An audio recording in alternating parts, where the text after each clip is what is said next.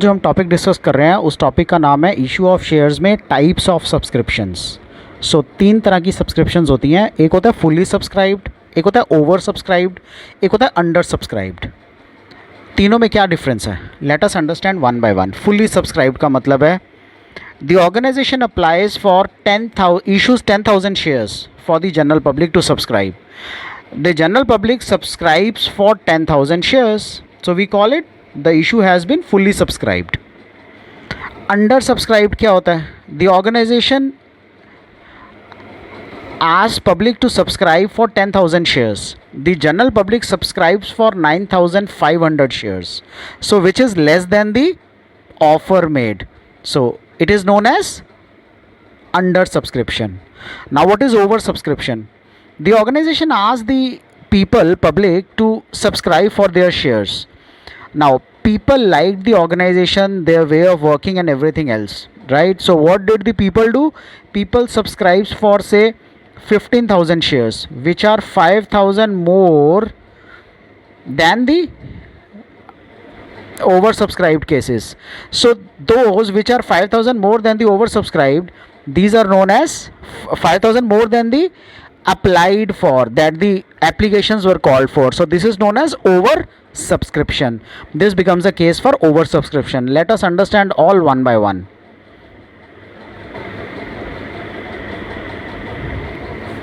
Over subscription of shares: when the applications received are more than that has been issued to the general public.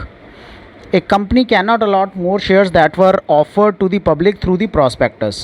Allotment must follow the SEBI guidelines to ensure the proportionate pro rata allotment. अब इसको हम समझते हैं एक बार। Over subscription, so organization says that they have issued for 1 lakh shares. So here I am talking of number of shares, right?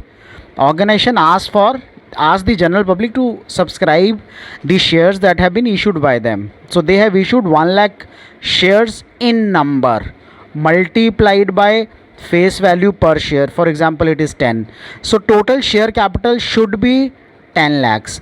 Now this is the maximum value which is authorized by the memorandum, and the company cannot receive the amount more than this in the share capital account, right? That is why we make the above, over and above amount of the face value, that is the share capital, which is 10 lakhs in this case, into the security premium reserve account. That is why we make an entry into this security premium reserve account for the amount which is more than the face value, right? Now over subscription means that the organization is found to be the best one. So public subscribes for 1,50,000 shares. Now if we multiply it by 10, which every shareholder has to pay because of the face value, so what will happen is this amount becomes 15 lakhs, which is way more than the amount called for. So the company has to deal with it in certain ways, right? Either they have to refund it, or they need not call the allotment or the first call or the second call, and I have to adjust any amount above application into the other calls. But that is possible if the installment method is used. In this case, this 15 lakhs amounts to the amount which is more than what should have been in the share capital. So इस case में 10 लाख से ज़्यादा नहीं हो सकता. So 5 lakh rupees have to be returned back. 5 lakh rupees को हमें वापस करना ही पड़ेगा. This is case of over subscription. So over subscription, some applicants may not be allotted any shares, that is rejection of shares. Some applicants may be allotted but less number of shares than they applied for, that is pro rata allotment होगा. Some applicants may be allotted full number of shares that they applied for, that is full allotment. Either the combination of all three or maybe combination of two, right, will suffice the purpose in case of over subscription. So let us understand this with the help of an example. P Limited issues 1 lakh equity shares of 10 each, payable rupees 3 on application, 2 on allotment, balance when required. So 3 और 2 5 हो गया ना, तो 5 रुपये first call के जब भी ज़रूरी होंगे.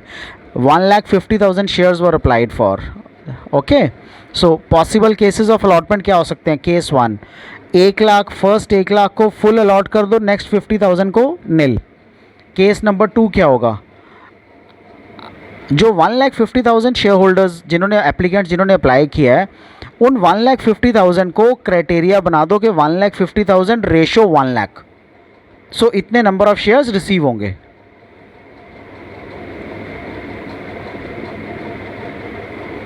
वन लाख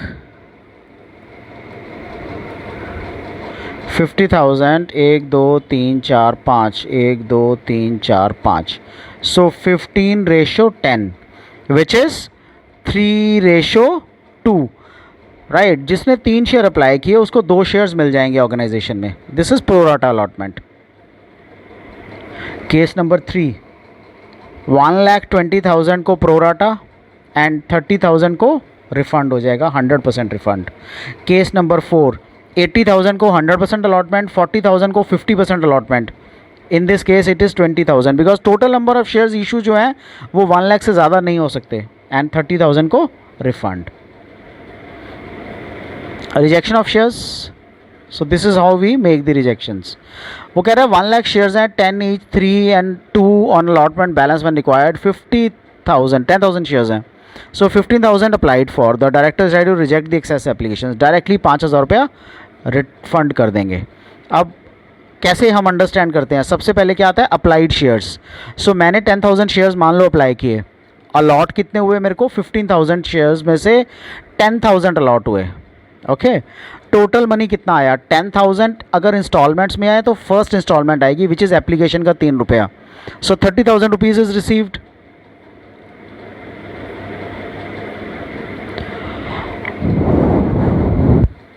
ओके, सो एप्लीकेशन में हमने कितना पैसा डाला? 30,000 रुपीज़. एंड बैलेंस हमने रिजेक्ट कर दिया.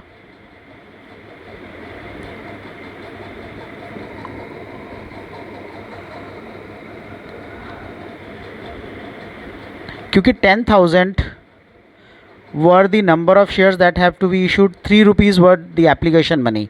So 10,000 into 3 were 30,000 जो आपको रिसीव हुआ है. Right, bank to share application 15,000 into 3 45,000. Share application 45,000. Share capital 30,000.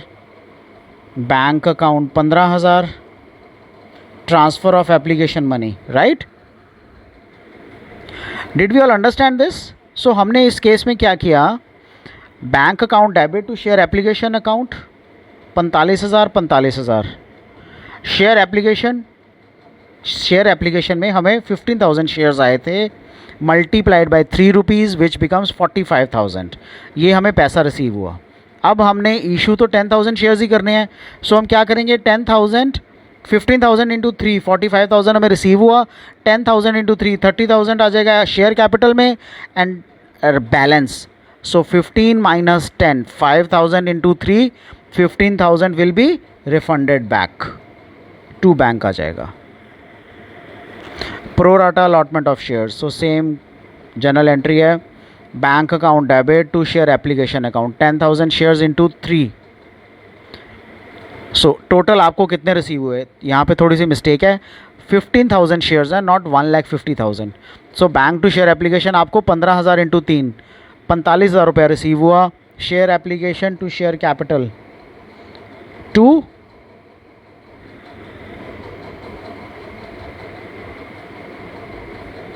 Share allotment 1,50,000. क्योंकि 3 रुपये 10,000 के ऊपर इंटू 3 30,000 तो यहाँ आना ही आना था. बैलेंस 1,50,000 अलॉटमेंट में ट्रांसफ़र कर दिया. सो पिछली एग्जाम्पल में हमने उसको रिटर्न किया था, इस एग्जाम्पल में हमने उसको नेक्स्ट ट्रांसफ़र किया है. प्रो राटा कैसे होता है? ये हमारा एडजस्टमेंट टेबल बनता है. So public applied for 1,50,000 shares. The share holders were given share on pro rata basis.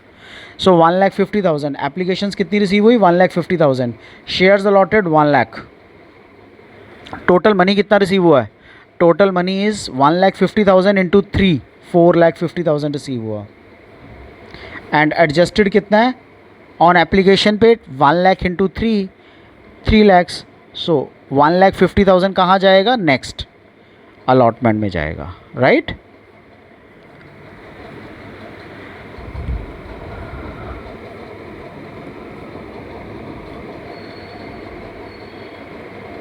अब अलॉटमेंट हमारी है ₹2.50 सो 1 लाख इंटू ₹2.50 इज़ 2.5 लाख रुपए लेकिन 2.5 में से 1.5 ऑलरेडी आ चुका है तो बैलेंस कितना बचा 1 lakh is to be received only right so allotment की जब हम एंट्री करेंगे उसकी बैंक की तब सिर्फ 1,50,000 ही उसमें एंटर होगा अदरवाइज़ कुछ नहीं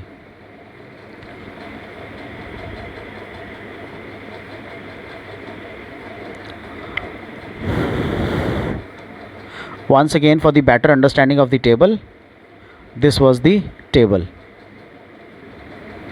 ठीक है 2,50,000 माइनस 1,50,000 जो ऑलरेडी आपको रिसीव हो चुका है ये 1,50,000 ऑलरेडी रिसीव हो चुका है net amount received is 1 lakh so bank account debit to share application account 4,50,000 share application में आ गया ना एक बार पैसा अब शेयर एप्लीकेशन से कहाँ जाएगा शेयर अलॉटमेंट में और शेयर कैपिटल में so 1,50,000 into 3 is 4,50,000 to share capital 1 lakh into 3 to share allotment 50,000 into 3 this is how we calculated the balance thanks for watching this आपको इसमें कोई भी डाउट हो do let me know I clear all your doubts take care good bye